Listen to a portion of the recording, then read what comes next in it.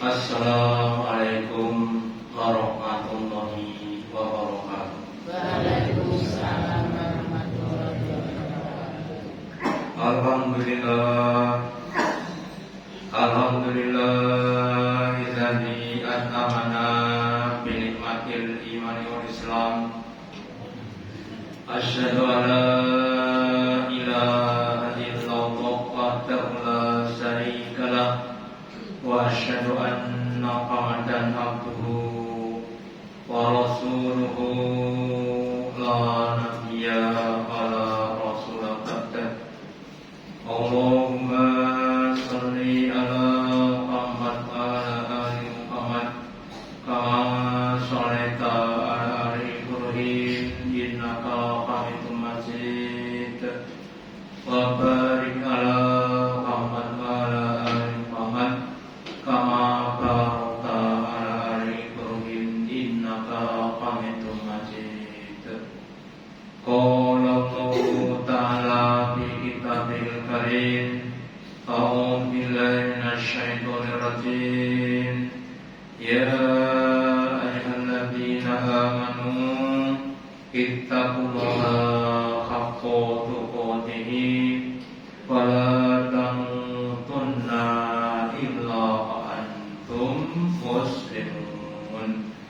Wa qala fi al-Qur'an inna akramakum indallahi atqakum. Bapak Ibu hadirin yang dirahmati Allah, yang pertama dan utama, marilah kita selalu meningkatkan, menambahi kesyukuran kita, keimanan dan ketakwaan kita kepada Allah Ta'ala dengan menjalankan perintah-perintahnya dan menjauhi larangan-larangannya.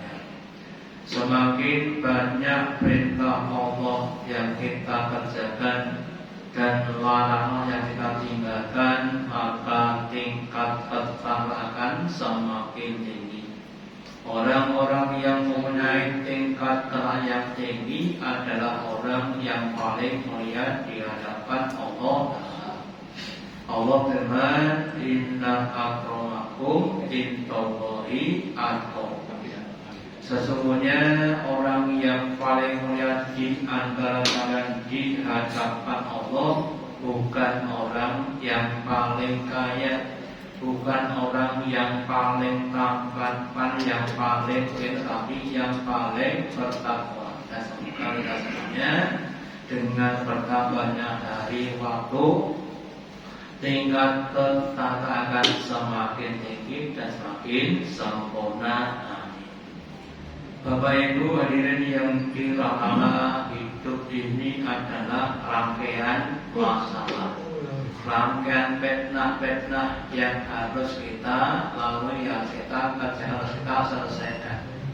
Dalam menghadapi fitnah atau masalah ada dua kemungkinan. Yang pertama, kita bisa mengatasi masalah seperti pegadian kita mengatasi masalah tanpa masalah. Ada yang kemudian timbul masalah, menghadapi masalah menimbulkan masalah. Kemudian kalau kita ibaratkan fitnah itu adalah suatu lubang.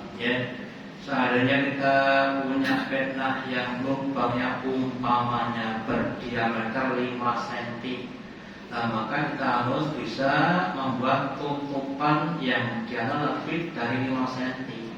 Apa tutupan fitnah itu adalah amal-amal kebaikan. Semakin banyak amal kita, maka akan semakin besar tutupan fitnah itu, sehingga ketika ada fitnah nggak ada masalah. Nah sebaliknya kalau tutupannya itu lebih kecil maka kabur, kemudian timbul berbagai macam masalah. Kemudian pada kesempatan malam ini saya akan jelaskan tentang bagaimana cara untuk lubang fitnah. Kita awali dari pernyataan yang menyatakan bahwa setiap orang yang menyatakan beriman itu pasti akan diuji. di dalam surat Al-Ankabut surat yang ke-29 ayat yang pertama sampai ketiga Allah berfirman, Bismillahirrahmanirrahim. Alif Lam Mim. Am hasiban nasu adakah mastumma kira ayat roku ayakul amanah, mereka akan ditinggalkan ketika menyatakan dirinya beriman wahum lain amun, sedangkan tidak difitnah, tidak diuji. Suatu pertanyaan yang maknanya pernyataan, menyatakan bahwa siapapun orangnya di mana rumahnya, kalau menyatakan beriman pasti dan akan diuji dengan berbagai macam ujian-ujian, termasuk kita ini, ya. Walaupun kata nalina min qablihim, dan sungguh Allah telah menguji, memfitnah pada umat-umat yang dulu, umatnya Nabi Nuh, dengan ujian berupa berhala-berhala. Pada zaman Nabi Sulaiman diuji dengan keadaannya derajat atau pangkat atau harta yang banyak, ya. Kemudian yang lainnya, dan dengan adanya fitnah tadi, Walahul ladina sodaku, sungguh akan mengetahui orang-orang yang bersungguh-sungguh, orang-orang dan mana orang-orang yang dusta. Ya, kalau kita ditanya bagaimana ditanya, Pak pilih suarga napa neraka, pripun jawab itu? Suarga itu kan dulu napa iso? Munggah niku langsung nopo penak. Ya pentekan menunggah kok rekoso. Pilih munggah apa pilih medhot? Munggah langsung nopo penak. Tambah netrek, tambah durut, tambah apa sampeyan. Nah, kita sing yo ngapunten sesepuh, nuntun yang ngapunten loro-loro niki, jan munggah pun pamit menawa pamit kayak pamit gitu. Nah, jadi yang namanya surga itu tempat yang terpuji, tempatnya orang-orang yang berprestasi. Prestasi itu muncul karena diuji. Pertanyaannya, siapkah kita diuji? Nah, kita kalau nggak siap diuji, ya kita tidak akan berprestasi. Ya tetap itu terus. Ya. Kelas telu ya tahu ujian, tahu semesteran ya tahu munggah dan tahu semesteran gitu. Semuanya harus mempunyai semangat, punya namanya apa, nyali untuk menghadapi ujian itu apapun yang ada pada depan kita. Okay? Kemudian tujuan ujian tadi yang pertama tadi untuk mengetahui mana yang tenanan dan mana yang dusta. Pengen usaha duit tenanan kurang, gitu. Ya kongkong sunat jamaah, kalau mboten kerso. Sebentar lagi ada ujian namanya Ramadan tiba, gitu. Tapi pasangan orang poso. Dulu ketika masih kecil ya, ini aja orang itu do padusan ten cokro niku. Padusan nek tenggo wong dina karena ora poso. Iwas padusan. Kalau itu kejekan. Kemudian di surat Muhammad surat yang ke-4 ayat 1 walanab wanakum hatta na'tama musaidin, dan sungguh kami Allah itu akan benar-benar menguji kepada kamu sampai kamu mengetahui makna orang-orang yang mau bersungguh-sungguh, wayang wasabirin, dan orang-orang yang sabar. Diuji dengan kelaparan, namanya puasa, ya. Mulai dari pagi subuh sampai maghrib tidak makan, tidak minum. Kira-kira bagaimana, ya? tenanan ngomong boten anggone ngempet luwe dan sebagainya, itu baru yang perut, belum lagi yang lisannya, belum lagi yang mata, telinga dan sebagainya harus dipasang kabeh. Ya, kemudian dalam Al-Quran yang lainnya juga begitu. Dalam hal kamu sedekah, gitu, duwe butuh kalau duwe amal kira-kira pripun carane? Nah, harus bisa untuk menjaga wasobirin dan orang-orang yang sabar dalam menjalani agama ini. Ya, kongkon sholat sedino pengen sakuripe tekan sedo, sabar ora sabar, kalau cara kemudian aku wis nolak wis suwe dan wis opeh, ya, bahkan mereka merasa begitu. Kemudian orang tua apapun dan kemudian kami Allah akan mengkabarkan hasil usaha kamu. Apakah si A, si B, si termasuk kita ini termasuk kategori orang yang bersungguh atau orang yang belum bersungguh, termasuk orang yang belum sabar. Ya, ketika sahabat-sahabat Nabi diembargo oleh orang kafir selama 2 tahun setengah, ya, kemudian saya sampaikan sampai mereka makan daun-daunan, ya. Ketika dia BAB sampai seperti kambing, ya. Kemudian sabar nopo boten sabar, ya. Dulu nanti kita dah makannya daun-daun kan masih bisa makan, tapi daun-daunan. Dan kita kadang-kadang mungkin seandainya sahabat-sahabat kita di Palestina berhari-hari enggak makan, ya. Kalau juga ya dulu di Somalia itu ada seorang bapak mbak, ya, mbak aku. Puasa itu nggak pernah buka, nggak pernah sahur. Terus tanya kepada seorang saya ini puasa nggak pernah buka, nggak pernah sahur, kira-kira sah atau tidak puasa saya? Saya nggak bisa jawab, tapi malah nangis. Kenapa? Karena ya memang nggak ada yang dikenal untuk buka dan sahur, nggak ada yang dikenal untuk makan. Ya tapi pohon pirang-pirang dulu Ramadan kamu 14, ya puasanya besok. Kenapa? Karena keadaan. Ya. Kita pakai boleh terlebih posone sedino bungkone nek awan balas dendam tuh nek beri balas dendam nanti kan nek awan puasa pengen puasin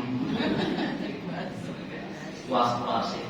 Nah, terus juga di surat Al-Imran ayat 179 Allah berfirman, maka Allahu liyang dalam mukminin, tidak ada pun membiarkan orang-orang beriman ala ma'antum alaihi, atas keadaan yang kalian ada pada dalam keadaan diberi ujian-ujian, ya, perutnya lapar, badannya capek, ya. Kemudian masih dikejar-kejar orang-orang yang kafir dan sebagainya. Nah, semua itu tidak akan dibiarkan, tapi semua ada waktunya masing-masing, ya. Sebelum tercipta atau terpisahkan, hatta yang idal itu milakoiti, sampai terpisah mana kelompok-kelompok yang tidak baik, ya, dari kelompok-kelompok yang baik. Benar boleh ingin membuat santan kelapa. Caranya untuk memisahkan antara santan dengan ampasnya. Warut, kemudian kasih air udah diperes-peres kemudian, itu untuk memisahkan biji-biji emas bercampur dengan lumpur-lumpur, kemudian dibulat, kemudian dipanasi dan sebagainya, untuk memisahkan antara emas dengan kotorannya begitu. Jadi Bapak Ibu maksud begitu, dipisahkan mana yang betul-betul beriman dan mana yang ketok-ketok beriman. Ya, makanya kita berusaha menjadi orang-orang yang tahan uji, orang-orang yang mampu menyelesaikan ujian dengan sebaik-baiknya. Ya. Kalau kita anak sekolah, kemudian nanti ada yang nilainya 100 cum laude, ya, atau nilainya 4 sempurna, ya, ada nilainya 9, 8 sebagainya. Ketika menikah itu lah, sebagian bulan menikah cak sekolah iki bijine kudune 10. Nek 10 songo, nek 10 nek mboten 10 songo. Nek ono etok sekolah, nek itu kuwi ngganggu wong sekolah. Nek bijine kuwi ora sekolah. Nek dene mau niku wong jadi letaknya 10, teras 10, ya sama, teras sama, ya 10. Gitu. Tapi ini presiden kan gue jenis mana bodoh sekolah, gitu. Ya artinya itu hanya untuk motivasi. Kita harus berusaha untuk menyempurnakan amal-amal kita. Ya, sholatnya monggo semakin disempurnakan waktunya, kaifiahnya, bacaannya, khusyuknya. Bacaan itu bacaannya, ya, tajwidnya, makhrajnya semakin disempurnakan. Puasa juga begitu, ya, ini juga begitu, ya. Terus disempurnakan supaya kita mendapatkan pahala yang sempurna.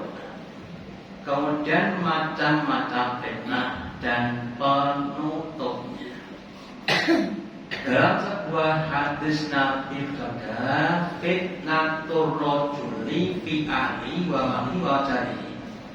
Fitnahnya seseorang pun justru timbul dari kalangan orang-orang dekatnya. Pertama dari istrinya.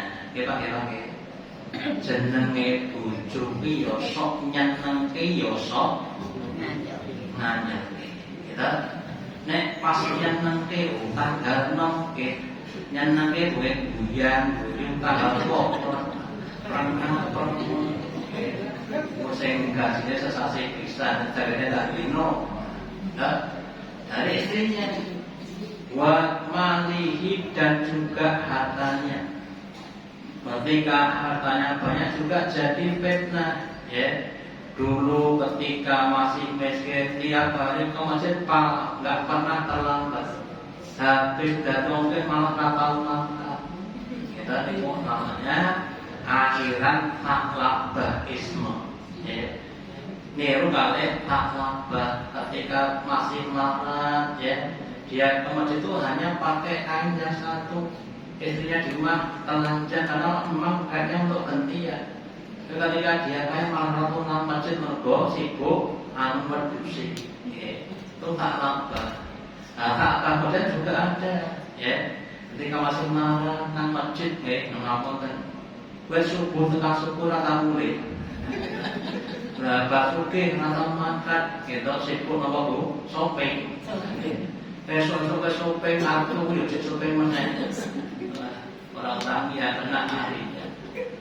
Wajarihi dan tetangga-tetangganya, ya, kadang akan membuat berkelakar fitnah-fitnah. La tukafirha sholatu akan mengimpati fitnah tadi sholatnya. Kemudian wasodakoh dan sodakohnya.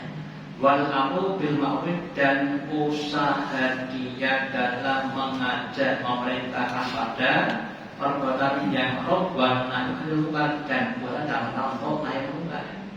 Dan Bapak Ibu kita evaluasi kita belajar. Ini lubang fitnah sekian. Kemudian kalau amal itu sekian, maka akan tertutup. Ya ada, tapi itu teratasi. Orangnya dikasih sakit tapi bisa sabar. Sakitnya sekian, sabarnya sekian, tidak masalah. Tapi kalau dibalik, sakitnya sekian, sabarnya sekian, ya ini akan jadi masalah. Atau yang lainnya, diberi kekayaan, banyak sekian, kemudian syukurnya sekian, ya tetap. Tapi kalau kekayaan sekian dan syukurnya sekian, teratasi, ya kan mampu untuk syukur. Makanya untuk mengatasi fitnah itu harus ditingkatkan amal-amalnya. Punya anaknya itu fitnah berlaku. Dan apa namanya? Fitnah. Jadi bocah ya sok manut, sok uraman, sok uraman, sok ora manut. Ngapun makanya kadang-kadang orang manut itu ya. Apalagi anak-anak generasi Z, gitu. Generasi Z itu generasi saya ngampun dan tidak punya adab, tapi terampil tapi nggak punya adab. Ya, foto-fotonya seperti bapak ibu. Ya, kan yang ngampun dibanding dengan yang dulu nggak cocok. Ya, kemudian kita harus berusaha untuk meningkatkan ibadah kita supaya ibadah kita itu mampu untuk pada fitnah-fitnah kita. Ya, nah kemudian betul maka nggak jadi masalah. Sebaliknya, kalau ibadah kita kurang terus nggak bisa untuk fitnah. Ya, karena kita akan mendapat berbagai macam musibah-musibah, dikasih sakit nggak ada sabarnya. Dino ngalake wong pak dokter disalahke, obatnya disalahke, bojone disalahke, tempat tidur yo disalahke, tempat tidur kok panas tok. Gitu maksudnya. Lah tulis tolong dino kowe ta. Jadi tadi. Tapi mari kita tingkatkan ibadah kita untuk menutup fitnah-fitnah kita. Contoh amal soleh yang dapat menutup fitnah. Pertama, kisahnya Nabi Yunus AS. Ketika beliau ditelan ikan, di perut ikan itu cuma 40 hari 40 malam. Panjenengan di kamar panjenengan, kemudian mati lampu telung dino mawon. Pas aku telung dino keroko asale pripun. Tanmu entuk, turu entuk slondur aja. Telung dino Pak. Iku rasane ogah. Nah, Nabi Yunus itu dipoto kadang yo ubah, kadang yo masuk, kadang yo belok kanan, belok dan sebagainya. Kita dapatkan benar. Kemudian Allah katakan, "Falaula annahu kana minal sabirin." Seandainya Yunus itu tidak termasuk orang yang banyak bertasbih, lala kafi bagi layomimatun sungguh akan kami tetapkan di dalam perut ikan itu sampai hari kebangkitan. Dan kemudian dipahami, lah karena Yunus itu sebagai orang yang banyak bertasbih, subhanallah, subhanallah, dan tasbih yang lebih baik, subhanallah adada khalqihi. Gitu Pak. Itu benar benar. Subhanallah itu nasi dasarnya itu kemudian bisa menjadikan keadaan yang begitu susah itu kemudian panalaku bil arti wawan sakit. Terus kemudian dilemparkan ya dari perut ikan tadi di tempat yang teduh, ya, di tempat yang aman dan sebagainya. Terus diturunkan dengan pohon-pohon mengaku untuk menaungi Yunus yang masih lemas. 40 hari bukan barang yang mudah, ya, dan keadaan badannya lumrah. Ibu pernah melahirkan awake rasane pripun? Penak lho. Lemes, luwe, ngelak dari sisi luwe. Nah, itu baru melahirkan belum 4 hari di perut ikan. Dan kemudian semuanya dengan banyak bertasbih, dengan banyak beristighfar, itu akan bisa mengatasi masalah kita yang akan datang. Ya, kalau sudah coba betul. Nandur niku kali mundur saya pundi. Era nandur, orang akan mundur, gitu. Ini kita sadar nandur dulu, nandur baru, kemudian mengetang. Ya. Kalau padi nandurnya dan mundurnya selisih kurang lebih 3 bulan. Ya, yang kita ngomong ya, aku nandur padi kok orang panen pantai kok telung dino, belum panen. Panen telung dino. Lah kalau kita nandurnya kenapa? Ya mungkin 5 tahun baru kita panen. Jangan gigi, mongso panen kok mbok gigi, ya. Namanya tidak pasal, kita bersabar. Aku wis sholat bengi ping 8 ping 8. Kok mau memberikan makluman dan sebagainya, ya harus sabar sampai keluar hasilnya tadi, ya. Lah kalau kita banyak berpikir tadi, Ibu, suatu saat ketika kita kena musibah, Allah akan berikan penolong pada kita. Ya, biasa istighfar, pagi, siang, malam, istighfar. Suatu saat kemudian di tengah perjalanan, baneng gembos, baneng kudu ganti ban. Golek ban niku ora gampang, bengi jam 12 bengi banget ngelamun. Isi urus sopo. Ada mobil, kemudian dia berhenti, kemudian Mas, masukkan aja. Dan di awal teman-teman tadi tidak kenal, Pak. Nggak kenal gas, kemudian diajak pulang pon mangan, kemudian boleh diajak dan sebagainya. Nah, suatu pertolongan, ya. Makanya Bapak Ibu, kita harus nandur dulu, menanam dulu dengan tanaman sebanyak-banyaknya. Jangan sampai kita putus asa. Kita harus yakin tanaman kita itu nanti akan kita tuai. Ya, entah direntah di akhirat. Itu yang pertama. Yang kedua, kisahnya Nabi Ayub. Ya.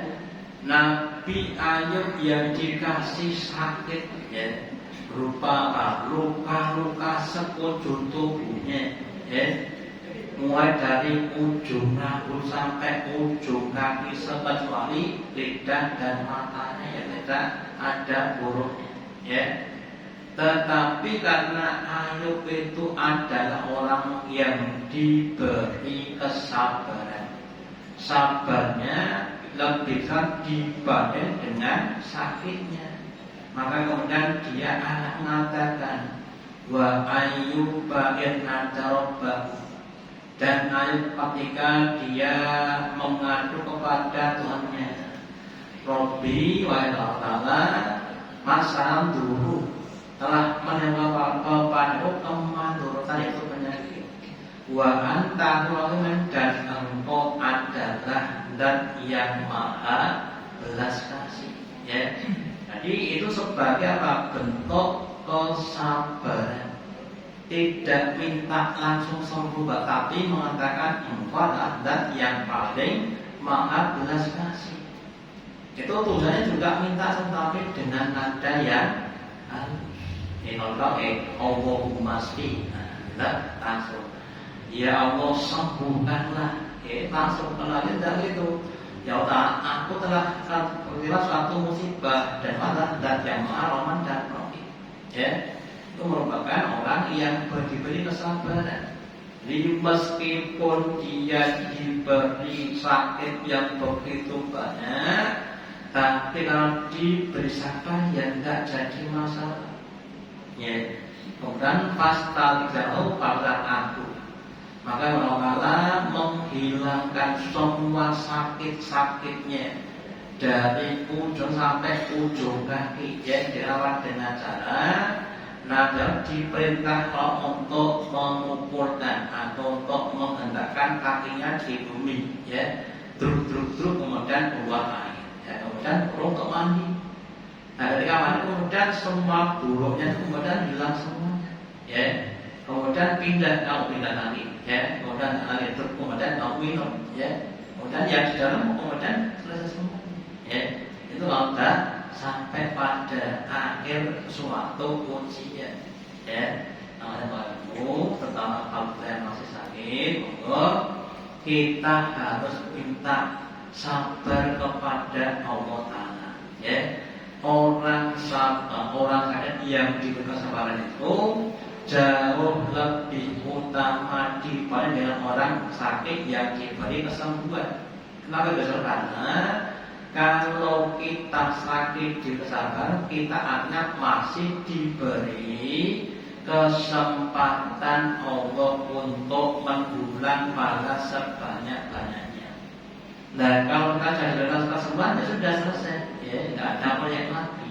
Namanya kalau kita mendoa belum diijabahi, itu adalah kita berpuasa pada kita masih diberi kesempatan proyek dengan pahala yang terus kemudian aku aku dan kemudian Allah yang pada kayu yaitu semisal apa yang dia sudah hilang, ya, badannya jadi sehat, hartanya jadi kembali kaya, ya, makanya jadi kembali berkumpul dan sebagainya.